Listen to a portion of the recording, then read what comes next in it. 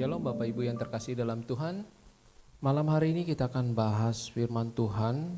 Beberapa hari yang lalu kita sudah bahas tentang baptisan Roh Kudus. Malam hari ini kita dalam acara 10 hari pencurahan Roh Kudus kita akan belajar tentang bahasa roh.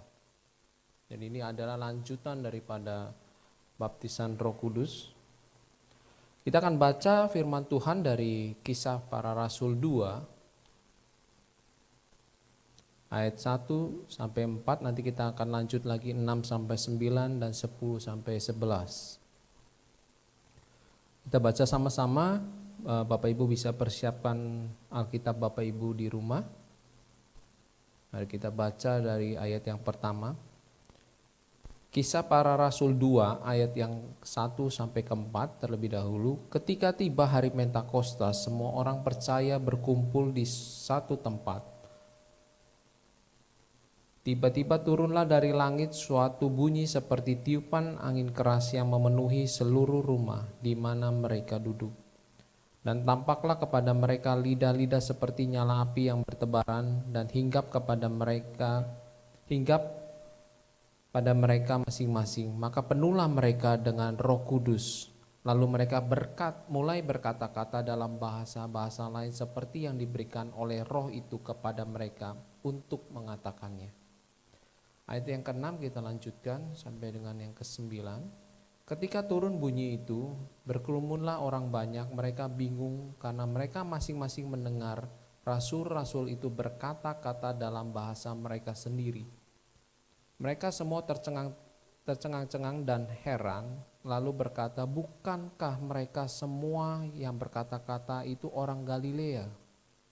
Bagaimana mungkin kita masing-masing mendengar mereka berkata-kata dalam bahasa kita sendiri? Artinya bahasanya mereka ya, bukan bahasa orang Galilea.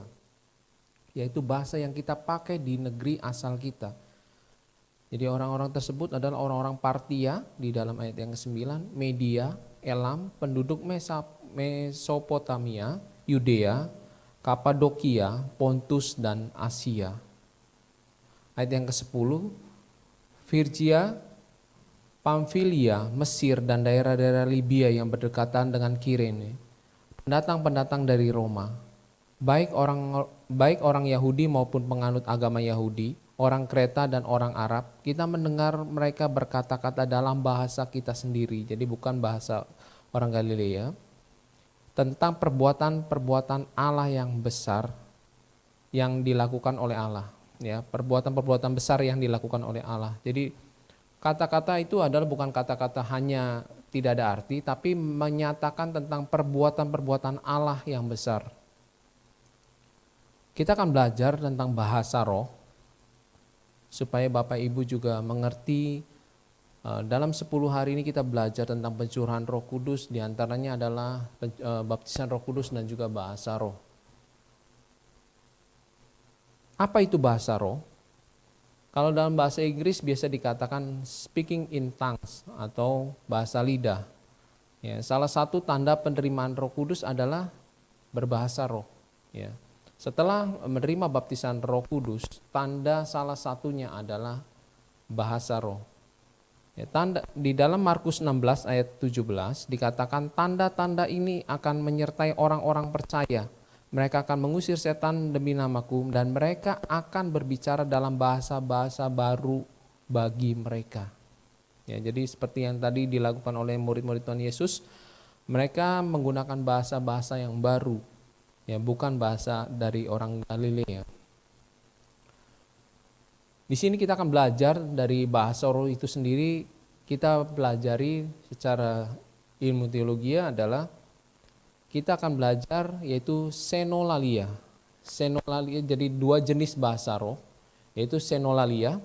Senolalia dalam bahasa Yunaninya mungkin nggak ada slide-nya di sini, bisa dilihat ada bahasa Yunani adalah senolalia. Ya. Bahasa asing ini diperoleh saat kita terima baptisan Roh Kudus atau kepenuhan daripada Roh Kudus. Ya, bahasa asing ini biasanya terjadi pada saat pencurahan Roh Kudus atau baptisan Roh Kudus terjadi. Bahasa asing ini biasanya tidak pernah dipelajari sebelumnya, seperti yang tadi dikatakan di Kisah Rasul 2, ya, orang-orang orang Galilea, tapi mereka bisa berkata seperti orang Partia, mereka bisa berkata seperti orang Media, orang Mesopotamia dan sebagainya, padahal mereka bukan orang dari Partia dan orang Media tersebut, tapi mereka bisa mengatakan bahasa-bahasa mereka. Ya. Jadi bahasa asing ini sebenarnya benar-benar mereka belum pernah belajar, tapi mereka bisa mengatakannya dengan sangat lancar. Itu salah satu dari jenis bahasa roh, yaitu senolalia. Yang kedua adalah kita bisa belajar glossolalia. Ya, yang pertama adalah tadi senolalia, yang kedua adalah glossolalia. Ya, ini arti adalah lidah, ya. Glossa itu adalah lidah, laleo itu adalah berbicara. Di bahasa asing yang diperoleh pada saat baptisan Roh Kudus atau kepenuhan Roh Kudus, bahasa ini yang biasanya dimengerti hanya oleh Allah, karena memang bahasa ini diperoleh dari Allah itu sendiri. Dan hanya orang-orang tertentu saja yang punya karunia menafsirkan, yang baru bisa mengerti tentang glossolalia tersebut. Nah, tadi kita sudah belajar tentang jenis bahasa roh, yaitu ada 2, senolalia dan glossolalia. Nah, kita akan belajar lagi tentang fungsi dari bahasa roh. Ya, seringkali orang suka bingung, orang kalau pas lagi penyembahan, ayo bahasa roh, tapi mungkin Bapak Ibu yang belum terima baptisan Roh Kudus atau belum mengalami kepenuhan Roh Kudus akan bingung. Ini kok seperti kayak bahasanya mirip-mirip, kok ada yang sama, ada yang beda, ada yang mungkin juga kok nggak pernah didengar dan sebagainya. Nah, itu yang kita bisa tahu bahwa memang bahasa roh itu ada. Ya. Dalam pengajaran dari GBI itu sendiri, ya, memang diakui bahwa bahasa roh itu adalah bahasa yang daripada Allah itu sendiri. Nah, fungsi dari bahasa roh, ya, Bapak Ibu perlu juga mengerti fungsi dari bahasa roh, karena seringkali kita cuma belajar ikut-ikutan tapi nggak ngerti fungsinya untuk apa bahasa roh itu. Ya, yang pertama adalah untuk membangun jemaat. Biasanya dengan nubuatan. Ya, nubuatan itu adalah termasuk juga pada saat kepenuhan Roh Kudus, biasanya ada beberapa yang melakukan nubuatan-nubuatan. Ya, yaitu Roh Kudus berbicara melalui orang tersebut yang mengalami kepenuhan daripada Roh Kudus, dan mereka mengatakan nubuatan-nubuatan apa yang akan terjadi. Biasanya adalah membangun jemaat. Jadi apa yang akan terjadi pada jemaat itu tersebut. Dan itu Tuhan sampaikan melalui orang yang Tuhan percayai atau orang itu kepenuhan Roh Kudus dan mengatakan nubuatan itu. Yang kedua, fungsi dari bahasa roh itu sendiri adalah membangun hubungan pribadi kita dengan Tuhan. Jadi jangan sampai pemikirannya itu salah. Kalau kita berbahasa roh itu bukan membangun jemaat, tapi membangun hubungan pribadi kita dengan Tuhan. Makanya kalau kita bisa menggunakan bahasa roh, janganlah kita nunggu di gereja dulu baru menggunakan bahasa roh. Di rumah kita nggak pernah menggunakan bahasa roh. Saat pujian penyembahan kita secara pribadi dengan Tuhan, justru kita harus lebih intens menggunakan bahasa roh. Karena apa? Itu membangun roh kita, roh yang Allah yang ada pada kita, dibangun dengan menggunakan bahasa roh. Karena apa? Karena bahasa roh itu benar-benar daripada Allah, bahkan malaikat dan iblis sendiri tidak bisa mengerti arti dari bahasa roh itu sendiri. Tapi pastikan bahwa bahasa roh itu benar dari Allah. Jangan ikut-ikutan, oh karena orangnya suka ngomong kita ikut-ikutan aja. Ya, tapi itu bukan daripada Allah. Percayalah pada saat Bapak Ibu sudah menerimanya, Bapak Ibu akan merasakan berbeda pada saat Bapak Ibu melakukannya. Tidak perlu dihafal, tapi itu akan timbul dan meluap dari saat Anda atau Bapak Ibu melakukan penyembahan kepada Tuhan. Karena roh itu yang akan berkata-kata. Roh itu yang akan berkata-kata dalam bahasa roh. Yang ketiga adalah pada saat kita berkata-kata, ya di dalam 1 Korintus 14 ayat 2, siapa yang berkata-kata dengan bahasa roh tidak berkata-kata kepada manusia, tetapi kepada Allah. Sebab tidak ada seorang pun yang mengerti bahasanya. Oleh roh ia mengucapkan hal-hal yang rahasia. Pada saat kita menggunakan bahasa roh, kita menyampaikan hal-hal yang rahasia. Karena itu adalah roh yang daripada Allah. Makanya yuk kita sama-sama belajar tentang bahasa roh. Karena sangat-sangat berguna untuk membuat kita terbangun rohnya, hubungan kita semakin dekat kepada Tuhan. Mari kita akan belajar mempraktekkan bahasa roh yang kita sudah terima. Kalau Bapak Ibu yang belum terima, Bapak Ibu bisa memohon kepada Tuhan untuk terima daripada bahasa roh itu sendiri. Supaya apa? Dalam 10 hari pencurahan Roh Kudus, Bapak Ibu bisa merasakan baptisan Roh Kudus dan juga bahasa roh. Saya undang pemain musik untuk mempersiapkan. Bapak Ibu yang di rumah jangan takut, jangan ragu, jangan khawatir bahwa ini apakah benar-benar daripada Allah dan sebagainya. Bapak Ibu akan merasakan damai sejahtera Tuhan.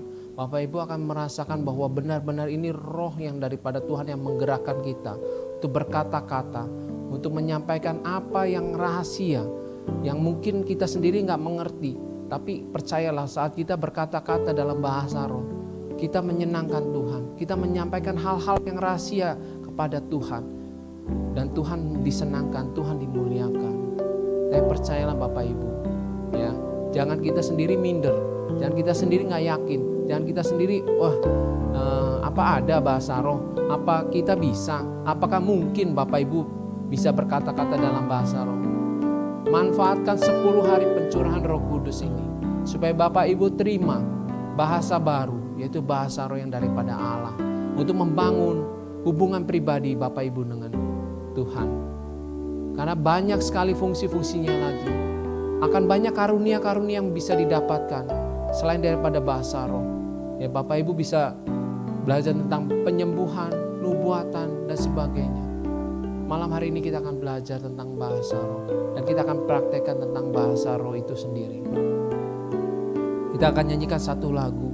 Biarlah kita bisa merasakan aliran daripada kuasa Roh Kudus. Dan biarlah kita merasa bahwa kita benar-benar butuh daripada Roh Kudus untuk memenuhi kita. Dan mulailah kita berkata-kata dalam bahasa roh. Dan percayalah, bahasa roh bukan untuk main-main, tapi untuk membangun roh kita kepada Tuhan. Hubungan kita akan semakin hari semakin dekat kepada Tuhan. Dan bahasa roh itu akan membuat Bapak Ibu merasa benar-benar semakin hari semakin dekat kepada Tuhan. Yuk kita belajar sama-sama malam hari ini.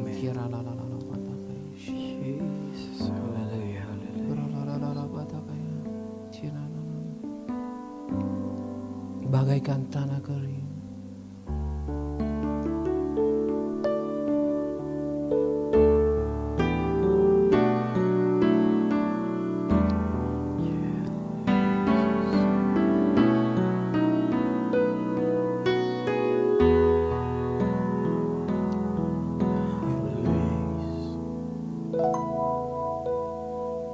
Bagaikan tanah kering